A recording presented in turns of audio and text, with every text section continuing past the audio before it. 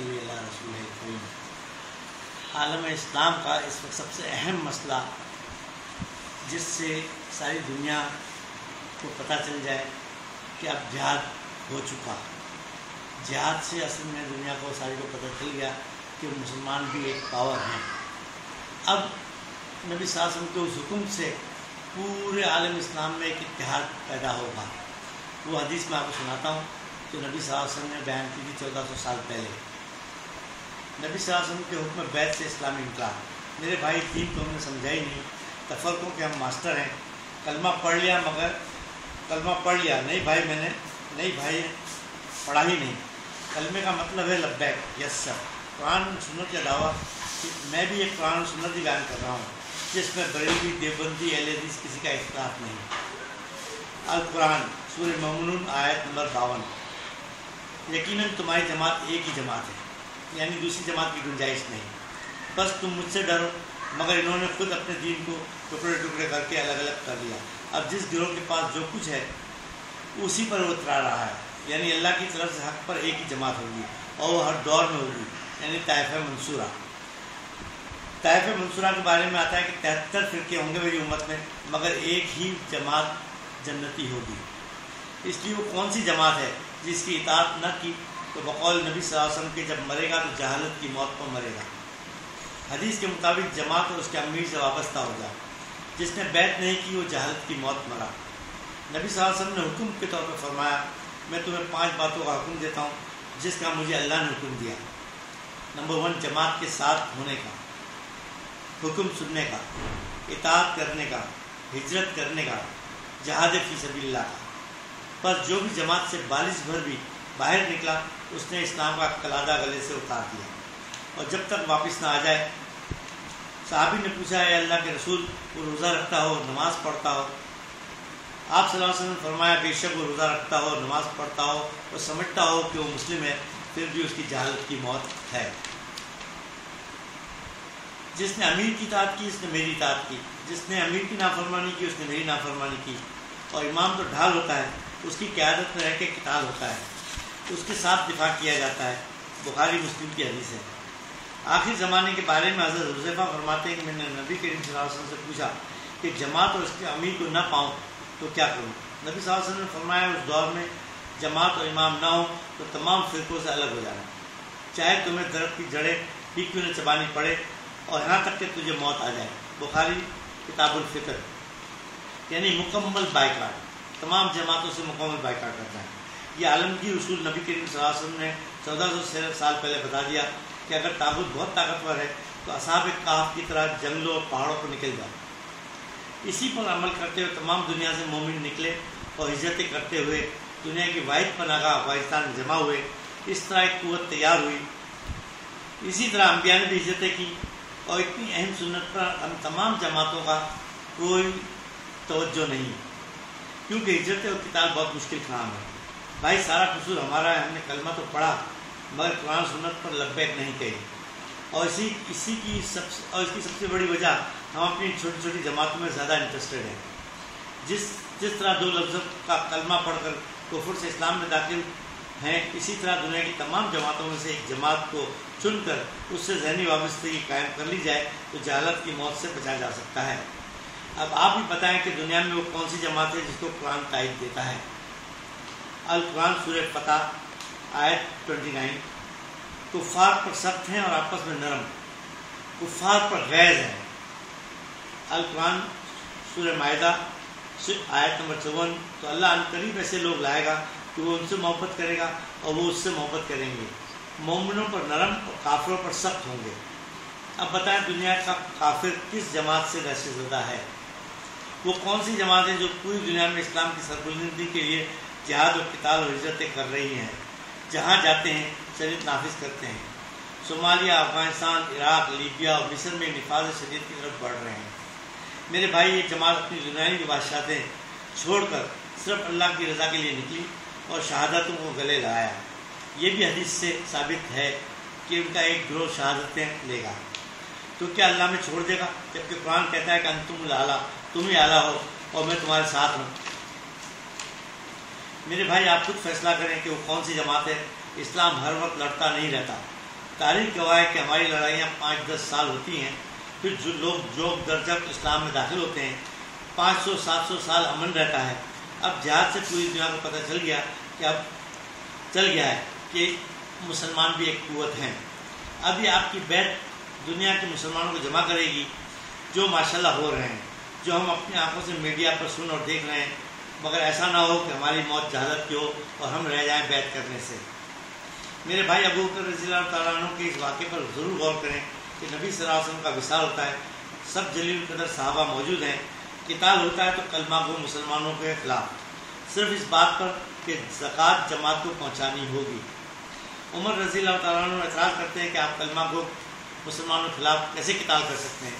تو ابو بکر رضی اللہ تعالیٰ عنہ فرماتے ہیں کہ یہ نبی صلی اللہ علیہ وسلم کو زکوٰۃ میں بکریاں دیتے تھے، اور تجھے یہ بکریاں دے کر اگر اس کی رسیاں بھی جماعت کو دینے سے انکار کریں گے تو بھی میں ان سے قتال کروں گا۔ اور 3 جنگیں لڑیں ابو بکر رضی اللہ تعالیٰ عنہ نے۔ مقصد جماعت تھی، مقصد زکوٰۃ جماعت کو پہنچے تو جماعت کی رٹ قائم رہتی ہے۔ اس رٹ کو قائم کرنے کے لیے ابو بکر رضی اللہ تعالیٰ نے 3 جنگیں لڑیں، 2 جنگیں میں کامیاب نہیں ہوئے، تیسری جنگ میں کامیاب ہوئے۔ جب ان کو خوب مار دیا تو ان سے باقاعدہ معاہدہ ہوا کہ تمہارے مقتول جہنمی اور ہمارے مقتول جنتی، ہمارے مقتولوں کا دیت دی جائے گی اور تم اب 2nd کلاس سٹیزن کی طرح رہو گے۔ یہ ابو بکر رضی اللہ تعالیٰ کو کیا مولوی بھی بتاتا، اس لیے کہ زکوٰۃ ادھر ادھر چلی جاتی ہے، ورنہ زکوٰۃ جانی ہی جماعت کو چاہیے۔ جب جماعت کو جائے گی تو آٹومیٹکلی جماعت کی قوت ہوگی، اور قوت ہوگی تو پھر جماعت اسلام کو نافذ کرے گی، شریعت کو نافذ کرے گی۔ دین پر چلنا ہے تو زکوٰۃ جماعت کو پہنچانی ہوگی۔ میرے بھائی اب آپ خود فیصلہ کریں کہ بیعت کے لیے آپ کو ایک جماعت کا انتخاب کرنا ہے۔ دیکھیں اتنی بڑی بڑی جماعتیں ہیں، آپ کس کا انتخاب کریں گے؟ کون سی جماعت اس نے جہاد کیا، کون سی جماعت اس نے ہجرتیں کی، کون سی جماعت اس کا پوری دنیا کے اندر سب کو پتہ چل گیا کہ بھئی یہ اسلام کے پھیلانے والے، اسلام کے لیے لڑنے والے ہیں، اور طاغوت ان سے دہشت زدہ ہے۔ میری جماعت میں، میری نظر میں جماعت بین الاقوامی طور پر واحد جماعت ہے۔ اس کے امیر نے بھی جب افغانستان میں جہاد کیا تو ملا عمر کو امیر المومنین کہا، یعنی عرب مجاہدین جماعت جب افغانستان میں جہاد کر رہی تھی اور کر رہی ہے تو ملا عمر کو اپنا امیر مانتی ہے کہ افغانستان کے اندر آپ ہمارے امیر المومنین ہیں۔ دیکھیں وہ دیوبندی اور یہ سلفی، لیکن کیسا ملاپ ہوا، اگر ہم ہوتے تو لڑتے رہتے۔ اور ملا عمر نے اپنی پوری حکومت دے دی مگر ایک اسامہ کو نہ دیا، پوری حکومت دے دی لیکن ایک اسامہ کو نہیں دیا، صرف اس وجہ سے کہ اس نے اس کو امیر المومنین کہا تھا۔ اور ملا عمر آج بین الاقوامی طور پر عرب مجاہدین کو ہی جماعت مانتے ہیں، یعنی بین الاقوامی طور پر جہاد کرنے والے جماعت کو ملا عمر بھی کہتے ہیں کہ عرب مجاہدین ہی جماعت ہیں۔ دیکھیں یہ ملاپ 2 بڑے سابقہ فرقوں کا اللہ نے کیا برکات دی کہ جب تم کفار سے لڑو گے تو اندر کی لڑائیاں اور تفرقے ختم ہو جائیں گے۔ آج ملا عمر اور عرب مجاہدین بالکل شیر و شکر ہیں اور ایک میدان میں ایک ہو کر کے لڑ رہے ہیں، اور وہاں کوئی تفرقہ نہیں ہے، کوئی مسئلے مسائلوں پر ایک دوسرے کو تنقید نہیں ہے، سب قرآن و سنت پہ چل رہے ہیں۔ دیکھیں املاک، آپ ذرا تصور کریں کہ ہماری بڑی بڑی جماعتوں کو یہ قرآن و حدیث نہیں معلوم ہے۔ میں نے جماعت الدعویٰ سے بڑی بات کی، لیکن اب ان کو اپنی جماعت میں زیادہ انٹرسٹ ہے۔ وہ بعد میں اتنی قرآن حدیث جیسے کہ پمفلیٹ میں نے ان کو بھی دیا، حافظ سعید کو دیا، دفاع پاکستان کی تمام جماعتوں کو دیا۔ لوگ مان رہے ہیں لیکن بڑے لوگ نہیں مانتے۔ ہماری بڑی بڑی جماعتوں کو قرآن و حدیث نہیں معلوم۔ میرے بھائی بس ذرا سی ہمت جماعت اسلامی جماعت الدعویٰ کرے تو دفاع پاکستان کی تمام جماعتیں اور ان کے پیچھے دنیا کی تمام جماعتیں ایک بیعت میں آ جائیں۔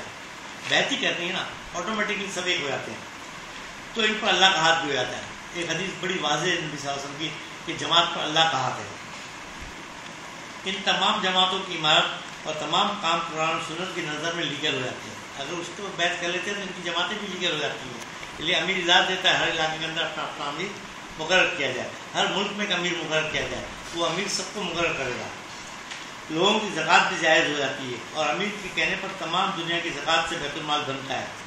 تصور کریں ترکی، سعودیہ، ابوظہبی، برونائی، تمام اسلامی ملکوں کی ایک منڈی ہو جائے، ایک فوج، ایک معیشت، United nation of Islamic world.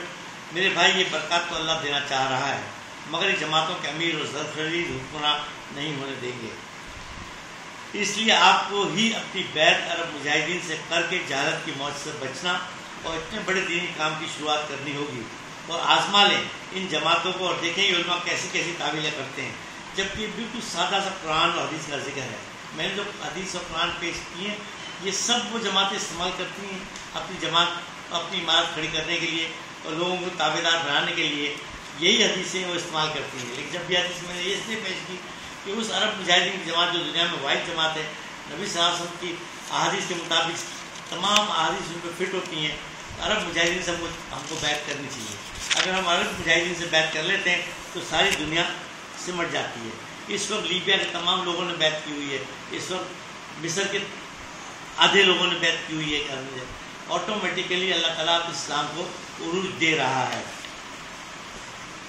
یہ قرآن و سنت سادہ سے آدمی کے لیے بھی ہے، قرآن کا سادہ ترجمہ پڑھے کوئی آپ کو ٹھگ نہیں سکے گا۔ افغانستان، مصر، لیبیا کی آج کی قربانیاں نفاذ شریعت کا راستہ کھول رہی ہیں، اور نفاذ شریعت سے ہی دنیا کا فساد ختم ہوگا۔ قرآن و حدیث کے اس بیان میں میری کوئی غلطی ہو تو بتائیں، تعویلیں نہ کریں۔ قرآن سنت کی سربلندی اور اللہ کی رضا کے لیے اگر آپ بیعت کر کے اس کا اعلان کر دیتے ہیں اور اس طرح ایک کام کھڑا ہو جاتا ہے تو تصور کریں کہ اتنے بڑے کام کی بنیاد تمام ملت اسلامیہ کا اتحاد اور کا ذریعہ آپ بنتے ہیں۔ بالفرض اگر یہ کام نہیں بھی ہوتا ہے، مگر اللہ کی نظر میں ہمارا مقام دیکھیں کہ ہم نے اس حدیث کو زندہ کیا اور اس واقعے کو زندہ کیا جس سے دنیا کے مسلمان ایک ہوں گے۔ باقی اور کوئی راستہ نہیں ہے سب کو ایک کرنے کا۔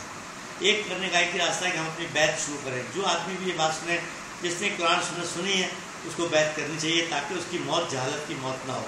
نہیں تو سورہ بروج کا ترجمہ صرف پڑھ لیں، آپ کو سمجھ آ جائے گی۔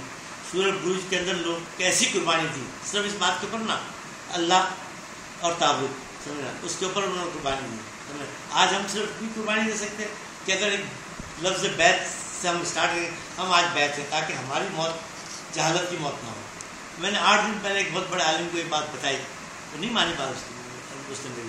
8 دن کے بعد اس کا انتقال ہو گیا۔ اب دیکھیں نبی کا قول دیں گے کہ بھائی نماز پڑھتا ہو، روزہ رکھتا ہو، اپنے آپ مسلم سمجھتا ہو، لیکن بیعت نہیں کی تو جہالت کی موت ہے۔ بہت بڑا عالم تھا، بہت اچھا عالم تھا، میں بہت اسی عزت کرتا ہوں اور بڑا میرا اچھا دوست تھا، لیکن بات نہیں مانی، بیعت نہیں کی، سمجھنا۔ تو میں نہیں کہتا، لیکن نبی کا حکم ہے کہ جس نے بیعت نہیں کی اس کی موت جہالت کی موت ہے۔ اس حدیث کو آپ دیکھ لیں، آپ بیعت کر لیں، فوری طور پہ بیعت کر لیں تاکہ آپ جہالت کی موت سے بچ جائیں۔ وما علینا الا البلاغ، مجھے ہے حکم ازا لا الہ الا اللہ۔